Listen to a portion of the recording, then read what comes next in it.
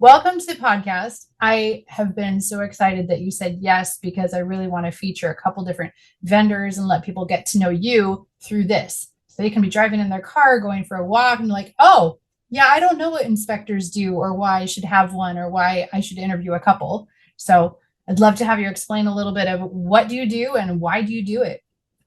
Oh yeah, thanks. This is pretty cool. I was like, I wanted to do more podcasts this year. That's like a goal of 2024. Awesome. Yeah, like ultimately, like I got into it because I just love helping people and I love figuring out problems. And so most homes are, a different challenge, every single one. Although some of the cookie cutter homes are starting to become a little redundant when you do so many inspections, right? Yeah. Like an early 2000s DR Horton home, I can probably write like 75% of the inspection report, like before even going to the house at this point in time. Yeah. Yeah. It just the homes are pretty consistent with the same kind of builders and everything. But yeah, it's fun to help people and it's fun to kind of just work for yourself and kind of figure out these little problems and puzzle pieces kind of to the equation. And yeah, it's pretty cool that people trust me with that much, Yeah. kind of responsibility, Yeah. And I find they often have to trust you with very short notice because we have, Yeah. 48 hours. Like, here, you have to pick an inspector. Good luck. Yeah. Yeah. I mean, we're fortunate that we partner with some really great real estate agents. And it just, you get that phone call and it's like, can you do an inspection? And it's like, when do you want it? And then tomorrow. It's typically the answer, and then and then all of a sudden you're going and inspecting somebody's home. And for the most part, I mean, it's always it's like such a big thing for everybody. It doesn't matter if it's a $150,000-$200,000 like entry level manufactured home or a condo or a $10 million home. Everything's a significant process for the clients. Yeah. Yeah, it sure is. What are some Yeah. questions that you wish people would ask you? Oh, what I wish that they would ask most Yeah. inspectors. I mean, oh my gosh, it's the first question I get asked all the time is like, how much is it? And I understand, that like there's a lot of things to go on with the home buying process, right? I mean, like you got to pay for your appraisals, your agents. And now, I mean, like with the new, rules that are coming down, like it's like, how am I going to pay my agent? Yeah. I mean, like the mortgage lender, that they're getting like their, kind of commission through the sale somehow. And then here comes the home inspector. It's like one more thing to pay for, right? Yeah. So the first question is often like, how much is it going to be? And I think it's like the worst question for a client to kind of ask because it doesn't really matter. There's some really cheap inspectors out there that will do it for $300. But I think one of the best questions is like what do they do with the inspection? We started including the standard of practices for home inspectors inside our report, so we're putting those in the report to kind of cover everything.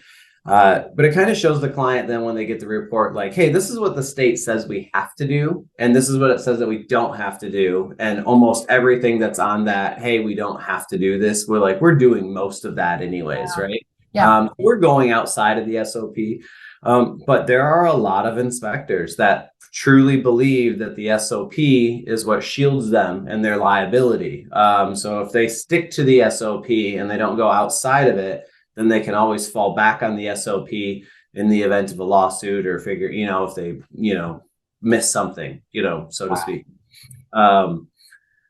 But in those cheap inspectors, that's what they kind of say. We check 120 things, and it's like, if you kind of go through the SOP, you get to about 120 things. I think we're over like 500 on our regular report, when we're kind of going through everything, the items that we're checking in a home and the things that we're doing. But so that would be my question, like, what do you do? Like, do you get on a roof? I mean, Yeah. like, there's no, the SOP says that a home inspector shall traverse the roof unless, in the inspector's opinion, it is not safe to do so. So that's very subjective for a home inspector. And I know a lot of these guys are a little bit older, a lot of inspectors get into this as a second career. So even though they might be 55, 58, 60 years old, they might only have a year or two of experience in home inspection, right? They might, Oh, maybe yeah. they've framed houses for 30 years or they've been an electrician for 30 years, but they might only be a home inspector for one. Mm, But because of that age, maybe they're not getting up on steep roofs, or they're not getting up on roofs at all. And it's perfectly legal for yeah. a home inspector to inspect a roof from the ground. So it's Yeah. like I can stand back on the ground with like some binoculars, not even binoculars if I didn't want to, but I could You look could just back and look. be like, Yeah. roof looks good. And we've had these in pre-listing inspections, like when we get a hold of these reports and we see the method of inspection and it's just like, yeah, from the roof, from the ground. And it's like, how is that, good for the client at all? Yeah. And then there's a lot of inspectors shifting to drones, right? Like, hey, which is better than probably looking at the ground? And we use a drone here and there, but Yeah. it's a situational tool in our arsenal. Yeah. Um, and so, yeah, it's just questions like that. Like, do they walk roofs? Mm, Do they use a thermal camera? Most people are using thermal cameras now, but not all inspectors are. mm. If they offer sewer scopes, what kind of ancillary services are available? Yeah. Um, are they going to remove the cover from electrical panels? We don't have to take the covers off of like the light switches or the receptacles at all. Yeah. But if I start seeing signs of like, hey, this is a really old house and all the wiring inside the panel looks new, but then we start testing the outlets and we start getting open grounds, we're like, oh, okay. So like there's junction boxes or old wirings wired in with new stuff somewhere, right? Yeah. And so it's like, is there solid strand aluminum? So we start pulling those covers off, and starting to look for stuff like that on the outlets. But it's not required to do that for the inspection. So testing appliances is another one that we don't have to do. We don't have to run a washing machine or a dishwasher or anything Oh like my that. gosh. But there's so much that you can learn if you just test it. You know how many times a dishwasher has leaked on me? But then I've also heard so many home inspectors be like, well, you don't have to test that. And because you tested it and it leaked, you could potentially be on the hook for it for liability. And I'm like, Really? no, I don't think so at all. Right. Like I tested it and because I don't know, some people argue it's supposed to be visual only. Right. But it's like, yeah, well, I visually turned the knob and it leaked all over the place. We just had a place in Lakewood a couple of weeks ago. We turned that dishwasher on and water started coming down in the basement bathroom out of the light fixture. Oh my gosh. And because it was a really bad flip and they didn't do it right. And so it's like, if I don't test that dishwasher, then my client ends up buying it eventually. And then what's the first thing that they do when they move in, right? Yeah. They're gonna And run the so, and dishwasher. then who are they upset with, and they're like, the water's coming out of my, it's like, Yeah. you didn't do this. What do you tell them? Well, I don't have to. Yeah. So I had a bathtub leak first day that you move in, but it's because it was from the overflow. Mm-hmm. And that's not in your scope of work. You shouldn't be filling bathtubs to the top to see if the overflow valve is still good. No, and that is something I don't do that just because of that. Like most oftentimes that they're an emergency device, right? And you never know how they're kind of wired up, like hooked up. It's possible that it's not even connected. If it's like an old tub, that cast iron, it could just be like, yeah, it'll overflow onto the floor, but like, or into the crawl space, but it's like, I don't know, that one's a little bit dangerous to test. Yeah, that one was just like, oh my gosh, it sucks that this is happening. But really, did we ask the inspector to be that thorough? No, and we never would. But we had a child fill a bathtub, and you know what they did? They filled it too far. That's what the home warranty is for. Yeah, that's always a good thing to get, after the inspection if you're going to go through the home. And I know a lot of good agents that, recommend that. Yeah. I mean, it really helped in our situation because no one would have caught it. No one would have known. Having a warranty meant that a plumber was coming out that day. It was just a handy thing. And even in that, all the time. my 40 years, I've never filled a tub or needed the overflow even on a tub, right? But I guess I don't have children though either, so I guess, that might not be the thing. Maybe it's more common when you have a kid, but Yeah. even in real life, I mean, the overflow, I understand it's a safety device, but like how often does it actually get utilized, Yeah. Um, but yeah, it's just a little bit outside of it. Yeah. With the big freeze that we just had, what problems do you think you might be seeing in the next couple of weeks? Your next coming, your coming Oh gosh, so many calls from past clients over the last during that big freeze, wondering where their main water shutoffs were. Our report software lets me see when people open reports. Oh, People are like, you didn't tell us where the main water shutoff is. It was like, yeah, it's in the report, the one that you didn't open up and read ever, yes. Yeah, you don't have one because you have a really old house, and we recommended you have a plumber install one, and Yeah. that main shut off is at the meter. And and then like, well, the meter box is like, the lid won't come out, and water's gushing out the side of our house. And I was Oh like, my well, gosh. break it open or something, like use Yeah. it. And the one client, she says, well, won't we have to pay for the lid? I'm like, you're going to be paying a lot of money for a damaged house. That's like, that's the least thing that I would be worried about is a Yeah. broken lid for a meter box, Oh my uh, gosh. and so they ended up getting into it. But a lot of people had water pipes frozen, bursting. Even people that had insulated pipes, were Yeah. getting frozen. One of the plumbers that we recommend quite often, to people, he said they had like over 350 service calls within 24 hours during the freeze. Yeah.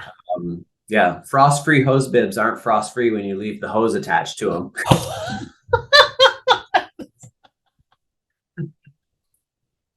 So that we should start adding that to our annual, hey, it's fall, this is what you should do for your home. Remember last year. Can't leave that. Yeah. This one was a little bit this was colder. I've been in Washington 12 years, and I think that this was the coldest one. I think we've had some temperatures that were pretty close, but this one was extended, right, for a few days. Yeah. And we never got above 32 degrees for 3 or 4 days there. That's and a long time. Yeah, and people aren't used to it here. So well, I have coming from managed to have a Michigan, flood because of my washing machine twice now, because the pipe that leaves the house, it can freeze.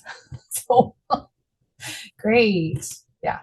Yeah, and I know just a lot of people with older houses, galvanized piping, it rusts from the inside. So as these pipes start to rust from the inside, they start to get constricted. So now you only have like a little bit of water coming through them. And if it freezes, and if the main line is coming from the meter and it's galvanized and it's old and hasn't been, buried deep enough, then I know a lot of people who had, frozen pipes that way, and you just can't really do anything until the ground, it warms up, unfortunately. So yeah.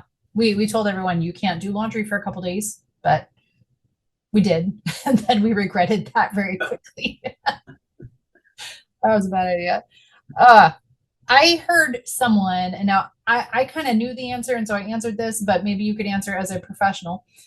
Someone asked me, if buyer number one backs out and they had the inspection, can we just use that same inspection report? I know what I would say, but I'd love to hear what you would say. Oh, so like if like my clients paid for the inspection and then they decided to waive it, and then buyer two came in and contacted me. Yeah. I've had that situation happen a couple of different times. I treat I'm pretty protective of clients' data and information, so I don't ever disclose that or anything. When I have been contacted about that in the past, my first answer is like, hey, I have to talk to my clients. Maybe they'd be willing to sell it to you. And I've had some clients in the past that were like, yeah, we'll split the costs with them or something like that. Okay.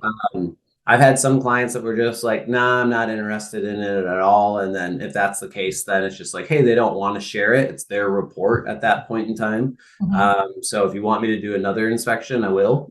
Mm-hmm. We've had some properties like that where we've inspected multiple times. And it's just kind of like, I never feel good about it when that you've gotten called from multiple buyers for the same property and you just keep on inspecting it over and over again. Yeah, I've had it happen multiple times. Wow. There's the inspections are really only good for like the present condition of the home that it's in that day, right? Right. So a lot can happen in one day, right? Oh, Similar to your yeah. car, right? Your car can start one day and then the next day it doesn't start. So things can happen the same way with the home. Okay. And so best practices would be to do another inspection. There's always talks in the inspection forums because newer guys that get into it, they'll usually go into the forums and they'll ask that question. It's a pretty regular question. It gets asked monthly, probably in the Oh, forums. And most inspectors just say, just do it. It'll be a nice, easy inspection for you. mhm. You'll probably find a few more things the second time around because you've Okay. already seen all that other stuff the first time. So it'll be a little bit better of an inspection. Mhm. And then they just say, don't say anything about it. Now to Yeah. me, I always feel like that's it. It's just a little bit like, I don't know, like I don't feel comfortable not telling people about it, I guess. Yeah. So I do make that now public knowledge to my clients. It's like, hey, I inspected this house like 3 weeks ago or 4 days ago for somebody else. Just want to let you know that, I can't tell you anything about it or how it went or anything like that, but I just want you to know that. And oftentimes it's, do you want me to see if they want to sell you the inspection or something like that and kind of just work that out. I'd rather do that for somebody and Yeah. good karma comes back around, instead of just getting an extra inspection out of it. Yeah, I know I had a listing where pipes burst during the listing period. I'm like, okay, I know you saw it in this condition. We've had a change. Maybe you should come back and check it out again. Those aren't fun. I don't like those. Yeah, we've had an inspection now get postponed for 2 weeks now. The first week it got postponed because of the freeze and the Mhm. pipes were frozen. It's an older farmhouse in Sumner. And then we were supposed to inspect it last week but they turned the water back on right the morning that we were supposed to go do the inspection. But then when they turned it back on, massive leak. Now they're waiting for a plumber. So we'll be back out there on Thursday now to do it. Um, it Wow. just homes change. Even on some of those houses, one of them we did two inspections on, and I think there was about a 2 week difference between them. And the second time we went back and something happened because some of the electrical outlets were scorched all over the place. And so I don't know if they went in there and plugged in some space heaters or something like that. But yeah, it was a little bit weird. So something had happened in the meantime. Yeah. Oh boy. Well, if we get a competitive season coming up, I would never want to tell my client to waive inspection. It I just safeguards so many things. So as a professional, I'm sure you wouldn't either. No. Yeah. No, I've had unfortunately when we were during COVID and coming out of that COVID, and the frenzy was on, and it was like you're doing the pre-offer inspection walkthroughs with people, verbal consults. I mean, there Mhm. were sometimes we were there and it's like there's 15 people, and agents on the house. There's 4 or 5 inspectors walking around, Oh my looking at gosh. everything. Yeah. It's a really wild time. And out of that, I've had a lot of conversations with people. I've consoled crying wives in the driveway, on the problem house that they bought, relying on a pre-listing inspection. Uh, Mhm. and there's no recourse for them, because if you waive your right for an inspection to buy a house and you rely on the listing inspection report, um, you don't have an agreement with that inspector. Oh, Um, yikes. that inspector has the agreement with the person who just sold the house. And so if that inspector missed something, and you looked at that report and bought it anyways, like you can't go after them because you didn't have any sort of agreement with them and you had a right to have one and you waived it. Yeah. Um, so I think sometimes the pre-listing inspections can be a little soft Mm. and omit some things. Yeah. Yeah. It's not in your best interest. You didn't hire them. Exactly. Like an agent, you need to hire an agent to protect you. If you don't have an agent, there's no one protecting you. Yep. Yeah. Awesome. So last question for today. Do you have any tips for people moving into, they're buying or selling this spring? What are some last words? Or what's a horror story you'd like people to hear so that like, don't do this? Oh gosh. I mean, tips for new buyers, if they're walking, like checking around and like looking at houses, try to open some doors and windows. All the interior doors, you should be trying to close all of them. Open up windows if they're easily accessible. If the house has shifted a lot, those doors and windows should be square. And if all the doors and windows are really hard to open, or they don't close right and they're sloping in the floor, then they can start looking for like 45-degree cracks on the like doorways and entryways. Off the corner of windows. Like those are all things to indicate structural settlement. If you see one of them, that's not really like oh, hey, there's structural settlement. Don't freak out if you just see like, one 45-degree crack. But if you start to compound that and see a lot, you see the 45-degree cracks in multiple places, the doors are not aligning in these areas, the floor is sloped. It's really tough to get some of the windows open, whether they're sliders or double hung or single hung, whatever. That's all good sign that like that shifted, and definitely would want to get an inspection. Bathroom subfloors, there's a lot of toilets that we find are loose. I'd say we find loose toilets in at least 60% of the inspections that we do. And those are easy to check for. You can just straddle them with your legs, and if you can kind of rock them or turn them with your legs, then and that means that the toilet's loose, and then you're going to want to wonder if, hey, is this subfloor rotten? Is it moist? Kind of feel if it's soft, because if that's the case, you're looking at new subfloor, which means you're looking at a new bathroom essentially. $10,000. Yeah, easily. So those are things that most people can look for, and also downspouts discharging next to the foundation. That leads to settlement. It leads to a lot of problems. And so if it looks like it's been happening for a long time, I always just tell people, keep an eye out for them. If you see brand new splash blocks that are up, that's a realtor who's been around and who knows that an inspector is going to call them out. So they went out there and put some... Probably is a good sign that, hey, these look brand new. Yeah. Probably have been discharging there for a little while, Look at the roof, see if there's moss onto it. That's usually a good indication. Chimneys are getting expensive because there's fewer and fewer masons around all the time. So seeing chimneys in poor condition, those can get really expensive to repair. So those are just some things to kind of keep an eye out for buyers. I think horror story wise, though, I mean, we did an inspection over the early winter, brand new construction, local builder, built an entire community in Renton, probably about a $2 million home. Clients got the inspection before they moved into the house, which is great even with new construction. But they waived the sewer scope because they were going to move into it, and if something was wrong with it, then the builder would fix it. And with new construction, they felt pretty safe with it, which is it's a pretty low risk, on the sewer. So they didn't get the sewer scope done, and then the sewer came back up, and the house was on a slab, and so there's no crawl space, and it backed up into their lower floor, and then they had to move out of their house for a couple of weeks while it got cleaned. $2 million home.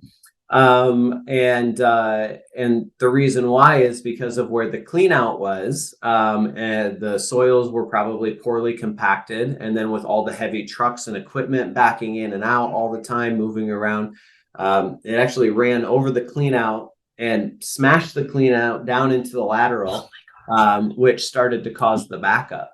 Happened to 3 other homes in the exact same community, and these were all multi-million-dollar homes.